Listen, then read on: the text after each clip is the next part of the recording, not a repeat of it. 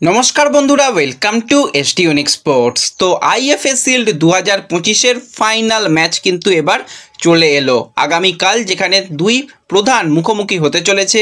ইলিশ চিংড়ির লড়াই, বাঙাল ঘটির লড়াই কিন্তু আমরা দেখতে পাবো।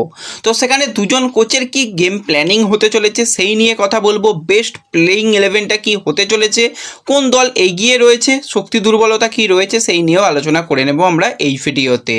তাই ভিডিও শুরু করার আগে একটাই রিকোয়েস্ট, চ্যানেলে যারা প্রথমবারের জন্য এসেছো মনে করে চ্যানেলটাকে সাবস্ক্রাইব করে নিও, তাহলে প্রিয় দলের খেলার সমস্ত আপডেট তোমরা এখানে পেয়ে যাবে।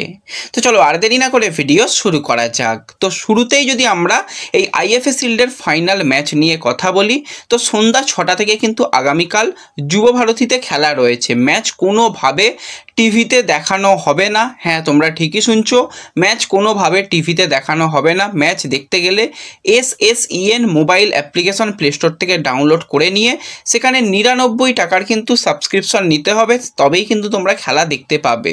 এছাড়া যদি কোনো রকম ব্যবস্থা থাকে সেটা আমাদের হোয়াটসঅ্যাপ চ্যানেল, টেলিগ্রাম চ্যানেলে শেয়ার করে দেব। তার জন্য একটাই কাজ করতে হবে, আমাদের চ্যানেলটাকে আগে সাবস্ক্রাইব করে নিও। করে ডেসক্রিপশন বক্সে দেখবে হোয়াটসঅ্যাপ চ্যানেল, টেলিগ্রাম চ্যানেলের লিঙ্ক রয়েছে, সেখান থেকে জয়েন হয়ে যেও, বা আমি পিন কমেন্টেও লিঙ্ক শেয়ার করে দেবো, সেখান থেকেও জয়েন হতে পারো। সেখানে আশা করছি সমস্ত আপডেট পেয়ে যাবে। এবার আমরা যদি কথা বলি এই সিজনটা নিয়ে, তো এই সিজনের দুটো ডার্বি ম্যাচ এখনও পর্যন্ত আমরা দেখতে পেয়েছি। দুটো ডার্বি ম্যাচই কিন্তু ইস্টবেঙ্গল জিতেছে। হ্যাঁ, আত্মতুষ্টি হওয়ার কোনো রকম জায়গা নেই যে হ্যাঁ আমরা দুটো ডার্বি জিতেছি, এই ডার্বিটাও জিতে যাব। ডার্বি ওইভাবে কোনো দিনই হয় না। যারা মাঠের মধ্যে অনফিল্ড সেরা পারফরমেন্সটা দেয় তারাই কিন্তু শেষ পর্যন্ত জয়ের হাসি হাসে, যেইভাবে লাস্ট দুটো ডার্বিতে ইস্টবেঙ্গল খেলেছে। কিন্তু এই ডার্বিটা অতীব কঠিন হবে অস্কারের জন্য, মোটেই সহজ কাজ হবে না। হ্যাঁ, ইস্টবেঙ্গল পূর্ণ শক্তি পাচ্ছে, পূর্ণ শক্তির দল পাচ্ছে, কোনো রকম ইনজুরি সমস্যা নেই, একদম শক্তিশালী দল রয়েছে। কিন্তু প্রতিপক্ষ যখন মোহনবাগান, লড়াইটা বেশ ভালোই হবে। এবং মোহনবাগানও পূর্ণ শক্তির দল, তো একদম খাতায় কলমে দেখতে গেলে দুটো দলই কিন্তু একদম 50-50 চান্স রয়েছে জিতে নেওয়ার। কোনো দলকেই এগিয়ে বা পিছিয়ে রাখার কোনো জায়গা নেই। এবার মোহনবাগানের ক্ষেত্রে বেশ কিছু প্লেয়ার দীর্ঘদিন ধরে কিন্তু এই মোহনবাগান দলে যুক্ত রয়েছে। তারা প্রচুর অতীতে ডার্বি ম্যাচ খেলেছে, সেই অভিজ্ঞতা তাদের রয়েছে। ইস্টবেঙ্গলের ক্ষেত্রে সেই অভিজ্ঞতার জায়গাটা কিন্তু অনেক কম রয়েছে। অনেক নতুন প্লেয়ারকে আমরা প্লেয়িং 11-এ দেখব যারা এই বড় ম্যাচে শুরু করবে। তো সেই জায়গায় এক্সপিরিয়েন্সের দিক থেকে মোহনবাগান এগিয়ে থাকবে, সেখানে ইস্টবেঙ্গল একটু যেন মনে হয় পিছিয়ে থাকতে পারে। কিন্তু হ্যাঁ, এক্সপিরিয়েন্সের থেকেও যারা এই দিনে সবথেকে সেরা খেলতে পারে তারাই ম্যাচ জেতে, সেটা আমরা দেখে এসেছি। এক্সপিরিয়েন্সও কিন্তু খুব যে কাজ করে সেরকমটা নয়, হ্যাঁ, কিন্তু এক্সপিরিয়েন্সের তো একটা দাম রয়েছে। যেখানে সুভাশিস দীর্ঘদিন ধরে সে খেলে আসছে, আর সেখানে অভিষেক, তাদের দুজনের মধ্যে অনেক তফাৎ হবে। মাথা ঠান্ডা রেখে যে 90 মিনিট খেলাটা, সেটা খেলতে গেলে একটা অভিজ্ঞতা লাগে। এবং ওয়াইবিকেতে যখন খেলা হবে, প্রায় মোটামুটি ধরে রাখো 50,000 সমর্থকের সামনে যখন খেলা হবে, তো তখন কিন্তু অবশ্যই যারা নতুন খেলবে তাদের কিন্তু একটা বাড়তি চাপ নিজেরা নিয়ে নেয়। অনেক ক্ষেত্রে আমরা দেখেছি যে হ্যাঁ ওরে বাপরে এত মানুষের সামনে খেলবো, কি হবে। সেই জায়গায় যারা মাথা ঠান্ডা রাখতে পারে তারা কিন্তু শেষ পর্যন্ত জয়ের হাসি হাসে। এবং অবশ্যই এই আইএফএ শিল্ডকে অনেকে হয়তো প্রথমের দিকে গুরুত্ব দেয়নি, কিন্তু ফাইনাল ম্যাচ যখন হচ্ছে অবশ্যই সবাই আইএফএ শিল্ডকে গুরুত্ব দিতে চাইবে। যে ফাইনাল ম্যাচে এক টুকরো জমি কিন্তু ছেড়ে দেওয়া যাবে না, সেটা কিন্তু অস্কারও জানে, সেটা কিন্তু মলিনাও জানে। তো রীতিমতন কিন্তু দুটো দল জোর কদমে ফাইনাল ম্যাচের শেষ প্রস্তুতি আজকে সেরে ফেললো। যেখানে ওয়াইবিকের যে প্র্যাকটিস গ্রাউন্ড, সেখানে কিন্তু আজকে ইস্টবেঙ্গল তারা সকালের দিকে প্র্যাকটিস রেখেছিল, সেইভাবে প্র্যাকটিস করছিল। কিন্তু সেই জায়গাতে একটা অন্যরকম ঘটনা দেখা গেল। তোমরা সকলেই যেন প্র্যাকটিস গ্রাউন্ডের পিছনের দিকেই একদম মোহনবাগানের প্লেয়ার, কোচ, সাপোর্ট স্টাফ সবাই থাকে। তো সেই হায়া থেকে হঠাৎ দেখা যায় যে কোনো একজন ব্যক্তি সে কিন্তু ইস্টবেঙ্গলের অনুশীলনের দিকে নজর রাখছে। হ্যাঁ, হাতে ফোন, ক্যামেরা কিছু নয়, সে দাঁড়িয়ে দেখছে। এবং যতটুকু সংবাদ মাধ্যমের তরফ থেকে আপডেট আসছে, হয়তো বা রবসন রবিনও হতে পারে, যদিও পুরোপুরি তো ক্লিয়ার বোঝা যাচ্ছে না।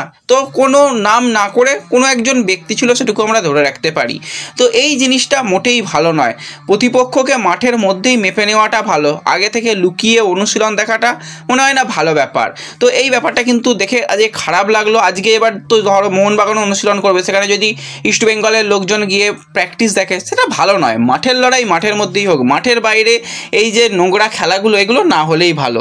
এবং হরিশ কুন্ডুর একটা ব্যাপারও তো শুনেছিলাম, সেটাও তোমাদের সঙ্গে শেয়ার অলরেডি করে রেখেছি, যে হরিশ কুন্ডুরকে নাকি এই ম্যাচের দায়িত্ব দেওয়া হবে। সেসব যদি বাদ রেখে আমরা গেম প্ল্যানিং নিয়ে কথা বলি, তো মলিনা কিন্তু তার পূর্ণ শক্তির দলকেই পাচ্ছে এই ফাইনাল ম্যাচের জন্য। তো সেক্ষেত্রে মলিনার গেম প্ল্যানিংয়ে কিন্তু বেশ কিছুটা পরিবর্তন হবে, কারণ যেই দুটো ম্যাচ গ্রুপ স্টেজে খেলেছে সেখানে ইউনাইটেড বা গোকুলাম এমন কিছু কঠিন প্রতিপক্ষ নয়, এবং গোকুলাম তো কোনোরকমভাবে মোহনবাগানের ডিফেন্সের উপর চাপ রাখতে পারেনি। হ্যাঁ, একটা গোল মোহনবাগান খেয়ে গিয়েছিল, সেটা তো আপুইয়ার পায়ে লেগে ডিফ্লেক্ট বল গোল হয়েছে, সেটাকে বাদ রাখলে খুব একটা কিন্তু মোহনবাগানের ডিফেন্স চাপে পড়েনি। কিন্তু ইউনাইটেড ম্যাচে আমরা দেখেছি বারবারই নতুন প্লেয়ার মেহতাব সিং সে কিন্তু চাপে পড়ছিল, সেই জায়গায় পরবর্তী সময় টমকে চেঞ্জ করে অনেকগুলো চেঞ্জ করে প্ল্যান বিতে যাওয়া হয়েছিল। তো সেক্ষেত্রে মোহনবাগান দলের সবথেকে যেটা শক্তিশালী জায়গা, তাদের দুজন বিদেশি ডিফেন্ডার, দুজনকে একসাথে খেলিয়ে দিলে বেশ শক্তিশালী তাদের দেখে মনে হয়। তো সেই জায়গাতে কিন্তু তার যে বেস্ট ডিফেন্স লাইনকেই কিন্তু মলিনা খেলাতে চাইবে। গোলের তলায় ভিশালকে রেখে টম অলরেডের সঙ্গে অ্যালবার্টো রড্রিগেজ তারা কিন্তু সেন্টার ব্যাকে শুরু করবে। সাইড ব্যাকে একদিকে সুভাশিস বোস, অপরদিকে আশিস রায়, 4 ডিফেন্সে কিন্তু মলিনা দল নামাবে। মাঝ মাঠের দিকে তাকালে সেখানে কিন্তু অবশ্যই থাপার সঙ্গে আপুইয়া, তাকে দিয়েই কিন্তু ডিফেন্সিভ মিডফিল্ডার হিসাবে খেলানো হবে। অ্যাটাকিং মিডিও রোলে কিন্তু সেক্ষেত্রে রবসান রবিনোকে ব্যবহার করা, এবং 2 উইংয়ে একদিকে লিস্টন, অপরদিকে মনবীর সিংকে ব্যবহার করা যাবে। এটাই কিন্তু বেস্ট প্লেইং 11 হতে পারে। এবার এছাড়াও বেঞ্চে যেরকম অভিষেকের মতন প্লেয়ার, মেহতাবের মতন প্লেয়ার রয়েছে, বেঞ্চের দিকে বিদেশি প্লেয়ারের মধ্যে বললে কামিংস রয়েছে, ডিমি রয়েছে, যারা কিন্তু পরবর্তী সময়ে এসে ম্যাচের রং বদলাতে পারে। তো এটা কিন্তু মোহনবাগানের জন্য 4-2-3-1-এ বেস্ট প্লেইং 11 মোহনবাগানের জন্য হতে চলেছে। এবার যদি আমরা ইস্টবেঙ্গলের দিকে তাকাই, ইস্টবেঙ্গল কিন্তু ডিফেন্সে কেভিন সিভিলেকে ব্যবহার করার একটা হাই চান্স রয়েছে, কারণ কেভিন যে পরিমাণ ডিফেন্সে সাহায্য করে, বল প্লেইং ডিফেন্ডার অ্যাটাকেও মাঝে মাঝে সামনের দিকে বল বাড়ায়, কেভিনকে রাখলে অনেকটা ডিফেন্স শক্তিশালী হবে। আনোয়ার ব্যাক করছে, আনোয়ার কেভিনকে কিন্তু খেলানো হবে, এরকম একটা চিন্তাভাবনা রয়েছে তাদের। সেন্টার ব্যাক হিসাবে রেখে একদিকে জয়গুপ্তা, অপরদিকে রাকিব, 4 ডিফেন্সে কিন্তু সেক্ষেত্রে অস্কার দল না পাবে। গোলের তলায় গিলকেই হয়তো আবারও ফাইনাল ম্যাচে সুযোগ দেওয়া হবে।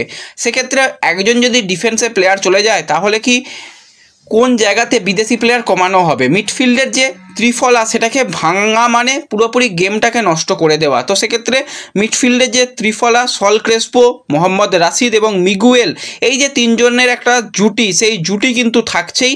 উইং পজিশনে একদিকে বিপিন, অপরদিকে ভিষ্ণু শুরু করছে, এবং আক্রমণ বিভাগে সেক্ষেত্রে কিন্তু প্রথম থেকে ডেভিডকে শুরু করানো হবে। আমি তো বলবো ডেভিডের জায়গায় জেসিনকে খেলিয়ে দিল, অবাক হওয়ার কিছু নেই। জেসিন বরঞ্চ ডেভিডের থেকেও আরও ভালো ছন্দে রয়েছে, তো তাদের সুযোগ করানো হবে। এবার যদি কোচ একটু সাহসী সিদ্ধান্ত নেয় যে না, প্রথম থেকে আমি 4 বিদেশিকেই খেলাবো যারা কিন্তু মিডফিল্ড এবং অ্যাটাকে সাহায্য করবে, তো সেক্ষেত্রে ডিফেন্স লাইনে কিন্তু আনোয়ার, লালচুংনুঙ্গা তারা সেন্টার ব্যাকে খেলবে।